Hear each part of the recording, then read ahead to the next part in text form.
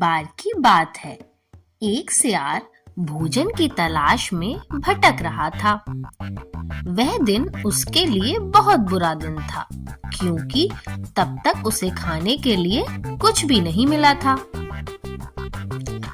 थका मंदा और भूखा वह काफी देर तक चलता चला गया और अंत में शहर की गलियों में जा पहुंचा। वह जानता था कि उसके लिए शहर में घूमना ठीक नहीं है, लेकिन वह इतना भूखा था कि इस खतरे का सामना करने को भी तैयार हो गया। मुझे खाना मिलना ही चाहिए, वह अपने आप से ही फुसफुसाया। लेकिन आशा है कि कुत्तों और आदमियों से मेरा सामना नहीं होगा। तभी एकाएक उसे खतरे का बिगुल सुनाई दिया। कुत्ते भौंक रहे थे। वह समझ गया कि जल्दी ही वे उसका पीछा करेंगे। वह डर गया और उसने भागना शुरू किया, लेकिन कुत्तों ने उसे देख लिया और वे उसके पीछे लग गए। सियार कुत्तों से पीछा छुड़ाने के लिए खूब तेज भागा, लेकिन वे तो बिल्कुल उसके पीछे थे। अचानक वह एक घर में घुस गया। वह घर रंगरेज का था। नीले रंग से भरा एक टब आंगन में पड़ा था। दौड़ते हुए सियार उस टब में जा गिरा। जब कुत्ते सियार को ना पा सके तो निराश होकर लौटे।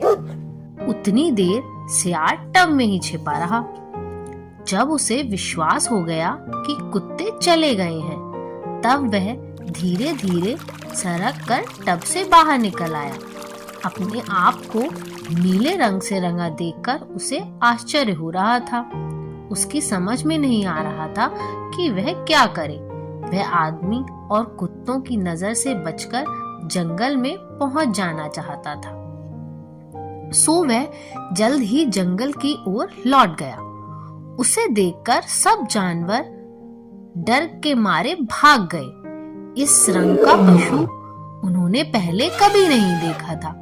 सियार ने देखा कि वे उनसे डरे हुए हैं। बस उसने तुरंत ही इस बात से लाभ उठाने की योजना बना ली।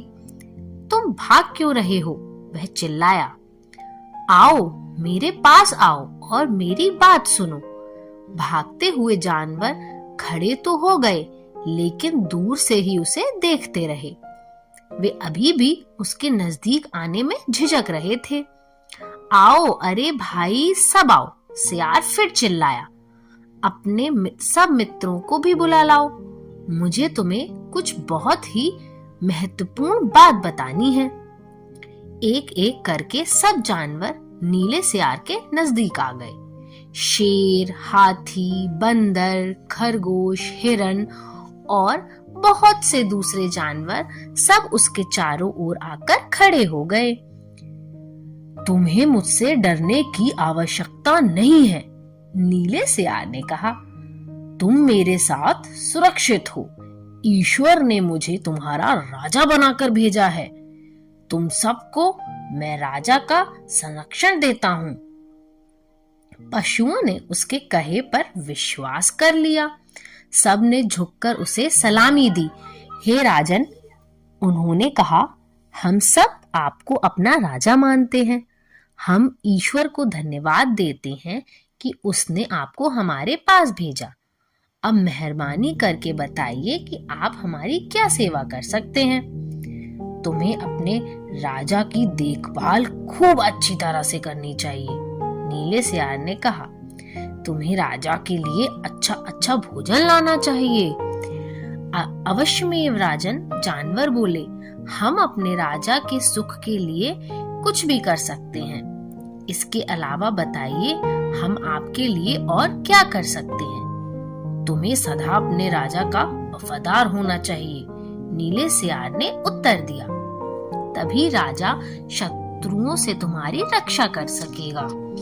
पशुओं को विश्वास हो गया।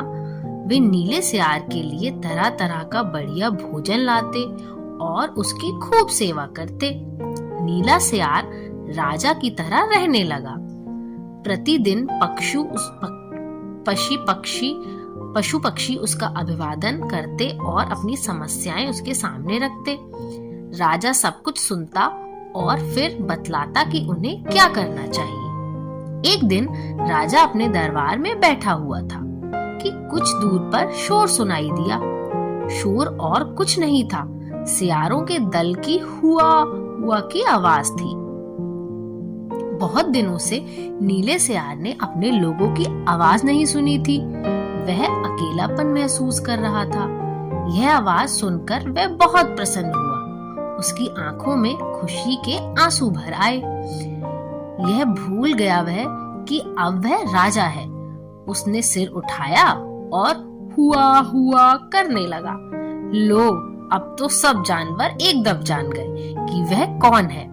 वह तो केवल एक आम सा सियार है। उसने उन सबको धोखा दिया था। उन सबको बहुत गुस्सा आया और वे उसे मारने के लिए दौड़ने लगे। लेकिन सियार तो पहले से ही भागने लगा था। वह तेजी से भागा और भागता ही चला गया, तेज और तेज भागता गया। तब कहीं जाकर वह अपनी जान बचा पाया। तो मेरे प्यारे बच्चों, हमने इस कहानी से सीखा कि नकल करने के लिए भी अकल की आवश्यकता होती है। अगर कोई बुद्धिहीन व्यक्ति या जानवर नकल भी करेगा तो उसे सफलतापूर्वक नहीं कर सकता। जैसे कि हमारे सियार ने एक राजा बनने का प्रयत्न किया, लेकिन बुद्धि की कमी होने के कारण वह अपनी असलियत अपने आप ही सभी जानवरों को दर्शा गया। तो मेरे प्यारे बच्चों, मूर्ख भी आप तभी किसी को बना पाएंगे जब आप में खुद दिमाग होगा। तो अपने दिमाग को हमेशा खुला रखो और नकल करने का प्रयत्न ना करो। अपने आप को खुद अपने ही भरोसे पर साबित करो और हमेशा मुस्कुराते रहो। चलो अब चलते हैं और इस कहानी को समाप्त करते हैं और मिलते हैं एक नई कहानी के साथ। तब तक के लिए टाटा।